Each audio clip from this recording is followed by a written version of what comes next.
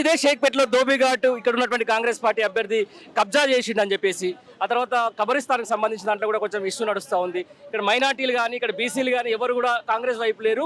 వాళ్ళు కొంచెం ఖచ్చితంగా వీళ్ళ మీద కోపం మీద ఉండడం తెలుస్తా ఉంది. దీన్ని ఎట్లా చూస్తున్నారు? ఇది ఈ ఓటు బ్యాంకుని బీఆర్ఎస్ వైపు ఎట్లా మలిచే ప్రయత్నం చేస్తున్నారు? ఇప్పుడు ఖచ్చితంగా అండి, ఇప్పుడు కబ్జా చేయడము, బెదిరింపులు చేయడము, రౌడీయిజం చేయడము ఇవన్నీ మేము చెప్పడం కాదు కదా. క్యాండిడేట్ ఎలక్షన్ అఫిడవిట్ చూస్తే ఎవరికైనా అర్థమవుతుంది. 2014లో వారు ఎంఐఎం నుంచి పోటీ చేసినప్పుడు అప్పటికే 5-10 కేసులు, క్రిమినల్ కేసులు నమోదై ఉన్నాయి వాళ్ళ మీద.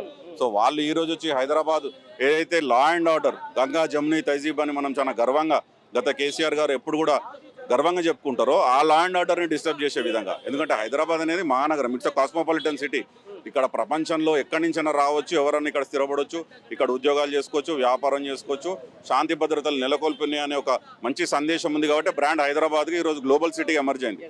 ఇట్లాంటి సిటీని ఈరోజు మేము బెదిరిస్తాము, మా కబ్జాలు ఉండాలి, మేము చెప్పినట్టే నడవాలి అంటే ఇక్కడ అంత ఈజీగా ప్రజలు ఆ రోజులు పోయినాయి. ఆ 10 ఏళ్ళ కేసీఆర్ గవర్నెన్స్లో చూసిర్రు అందరు ప్రజలు. అందరినీ కలుపుకొని, అందరి కళ్ళాలని మతాలని అందరినీ కలుపుకొని పోయిన ప్రభుత్వం కేసీఆర్ గారి ప్రభుత్వమే. ఇప్పుడు కూడా వాళ్ళు అదే తలుచుకుంటున్నారు. మేము చాలా మిస్ అవుతున్నాము. ఆనాడు కేసీఆర్ గారు ఉన్నప్పుడు ఏ విధంగా అయితే హైదరాబాద్ అభివృద్ధి చెందిందో ఇప్పుడు మాకు డిఫరెన్స్ కనబడుతుంది. మొత్తం నాశనం అయిపోయింది. ఈసారి మాత్రం మేము ఖచ్చితంగా గట్టిగా బుద్ధి చెప్తాం కాంగ్రెస్ పార్టీకి అని చెప్పి ఏకపక్షంగా ముక్త కంఠంతో చెప్తున్నారు.